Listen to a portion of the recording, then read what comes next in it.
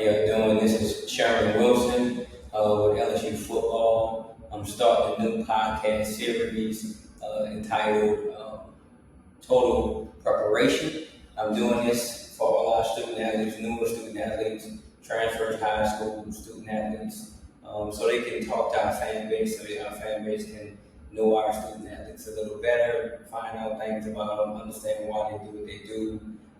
I have with me right now running back Harlem. I would like Harlem to kind of talk about himself a little bit, explain who he is, where he's from, family members and stuff like that, and then we can just get into it. But I definitely wanted to add a new wrinkle to what we're doing here during these 30 days of fall camp before we play on August 30th. I think it's going to be a great opportunity for our fan base to kind of get inside the building a little bit more than they've been usually in the past, and I think it's going to be a great opportunity. I think it's a great chance for our student athletes also to just talk about the day-to-day life in this space of college football. So, Harlem, you can go ahead and, like I said, just kind of talk about the first thing I want to ask you, right, is how was it, right, getting recruited? How was it getting? Why did you choose LSU ultimately? Really, I chose LSU because it's close to home. My family and everybody there to watch me. I've always grown up watching LSU. I've always loved LSU since I found out when I was watching Litter as a young kid. But really, there was no other option. It was going to be stay home, play for my state. Coach Frank made it real easy, made it real comfortable with being there. So that was the only thing that really played it back. Nah, that's what's up. When you speak about him, so I'll go ahead to the next one. How is it being coached by Frank Wilson? During the recruiting process, he's a real nice guy. But once you get here, you turn into that coach, and with that, he has a lot of expectations, especially for that room because a lot of grades that came through there. So he has a lot of expectation for us, and he's gonna give you the real. If you're good, he's gonna let you know you got work on things. He's gonna let you know, he's gonna help you throughout everything. And honestly, it's the best thing ever. I think Coach Frank, one of the best coaches that coaching college football or coach around. So it's great to have him. Yeah, that's definitely helpful, obviously, with him being from the state, and most people say he's a legend, he's a guru in recruiting. Also, you don't really hear about that aspect as much about the coaching philosophy, and it's good to hear, how he's coaching you and how he's pushing you and stuff like that. How was it, right? You were one of the few student athletes that, early enrolled, but you were a part of our class that came in for the bowl game. Obviously, we finished school early. You was able to get with us. We played the bowl game in Texas, and so how was that? That transition, right? Going one day being a high school student to being a college athlete, and traveling and stuff like that. How was that for you? Well, one of my high school made it real easy for me to make the transition. I finished all my work my junior year, so my senior year I was just taking art classes and stuff. So that was a real good transition. The transition wasn't too hard. I was really excited. I was ready to go. I was ready to start a new chapter in my life. So when I got here during the bowl game, to see everything, to be able to be introduced to everything was real easy. And I love it. I think everybody who has a chance to do that should definitely take the opportunity to do it. Yeah, definitely. I think that's a key piece, right, to playing early, playing often, is getting here earlier, right, than even early enrolling in January. You being a part of the running back group practices and seeing how we do everything, I think that kind of helped you and kind of push you into where you are now, competing at a high level. Obviously, I see that you've gained some weight. The strength staff and the training staff and the nutrition staff has done wonders for you. What are some of the things that they've helped you with? Obviously, I've gotten stronger since being in high school. Gained 20 pounds since getting there. So, just being able to, as a PK, like I said, put a coat of armor on to be able to play against these high-level athletes compared to just playing with little kids in high school. So, just being able to do that, the strength staff and everything, they helped me with that. Yeah, that's and obviously you was a track star in high school.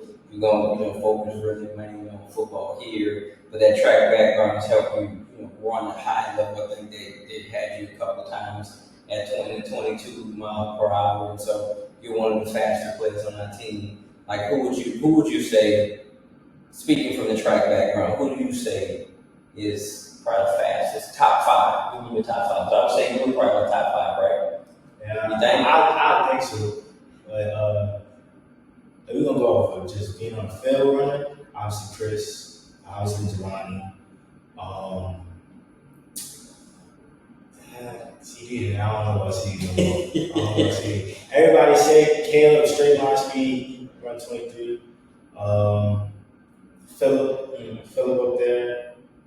I put myself at that last top five. Yeah, that's an incredible when you talk about Jelani speed. But again, you make a key point when you hear a lot of people talk about that. It's a difference in track speed and football speed. Does it translate from one sport to the other? And you saying it's very interesting because you guys work on that. You know, that was a big part of what Coach Flint did all summer. You know, getting that speed, maintaining that speed, and so not running hard or running fast. So, what is something right that you looked at from, was you went from the bowl game practice, which were a little lighter, right, and then you picked it up, you went into winter workouts, then you went into spring ball. Like, how was that for you? It definitely was a difference between bowl and then the spring practice. Like you said, it was definitely lighter, more relaxed.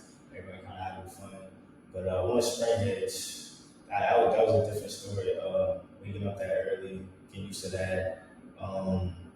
Just getting used to the intensity of the actual practice and how actual practice is. And going from high school where you get water races and you don't get that out here.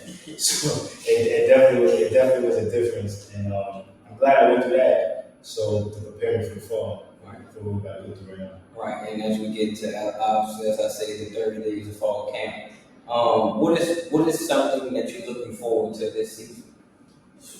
Really just accomplishing some goals that I have in mind. Obviously getting on the field, making plays, things like that. But really just understanding the game better, being able to prove to myself that we made it and we're gonna be great on this level like this. Right. What is through the times, right, from January all the way into now, going ahead into August? What are some of the obstacles or some of the ups and downs that you dealt with, adverse situations that you dealt with that can help others as they go through this journey, maybe in the future or even currently? Definitely, like I said, the intensity, having to adapt to that. And then, kind of right before, I kind of messed up my hamstring, so dealing with that at the beginning of the spring. And then, knowing the plays. Yeah, I came early and I had a lot of time to study, but there's a lot of distractions when I first got here. And I believe I'm used to that, being where the school I was at. So just trying to focus on football mainly and having no distractions was really the biggest adversity I had.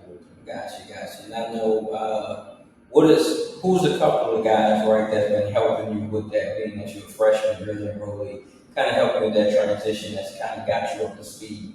What are some of those people? Really the running back room. Caleb, and Kyle, they helped me, especially C. That's why I sit next to him in the room. So being able to ask him questions and talk to him about things because he was a freshman last year, right, just last season. So him helping me with that was a big jump. Right. And I think that's the close knit of the running back room, obviously with Frank Wilson and Corday in that room, building that relationship, building that family atmosphere. I think that kind of helps, right? You want a healthy competition. You don't want everybody at each other like that, and I think y'all do that really well in that room. What do you think? What is like the goal, right, for that room? When you talk about the guys. Every time y'all go into the running back room, right, y'all see the names, y'all see the faces on the wall. Like, what do you think that ultimate goal? Obviously, from a team standpoint, we want to compete for a national championship. But what is the goal? One singular thing that Coach Frank talks about for that running back room? Just bringing back RBU University. LSU that's what that was before. Mostly, a lot of what it is now. So just bringing that back, bringing the talent, the skill, the love that room was, to bring that back and showing what that room can do. All right. What is one thing that'll get Coach Frank blood boil? If you did one thing that would get it, what is it? If he just tell you what to do in the play and you go back and you do it wrong. I've seen the coach. I've been done it a couple of times. He gonna get on for that. Right. And the whole like that. And then typically you don't have that in the city again, right? That's normal. What's happened once you hit, it never happened again. It's pretty cool. Like I said, you talked about the nutrition side of how you gain weight. You can see you filling out and stuff like that. Your goals. You said right, the whole running back room has helped you. Do you think like what is your ultimate like for you? What do you want? Like you said, like the team room. What is it you want to play? You want to do plays. What do you think at the end of this season? What you would say that you accomplished? What's one thing you think if at the end of the season I had a great season? What you think that would be? Harlem Berry did this. What would that be? Don't So if you go a whole season and don't fumble, Harlem Berry did great. Harlem Berry did not fumble. Now that's good for a running back, right? That's a thought process for a running back. That if a running back can go in there and not have a fumble the whole season, which Coach Frank talks about that, right? I think that would be phenomenal, right? And so, like, I appreciate. I just want to, this is something quick, something that you can find out about our players, that you can understand our players. Total preparation. This is episode 1. Got my guy Harlem Berry from the city, a running back, well connected. Y'all see him a lot this year. He's put in a lot of work, and so I think the LSU fan base, I think Tiger Nation will be very pleased, especially what they see from him on August 30th. So again, appreciate you all for being the first guest. It's obviously you just saw DJ Pickett just stick his head over here, so there's going to be more guests in the future. But I appreciate you again. Go ahead and ball up.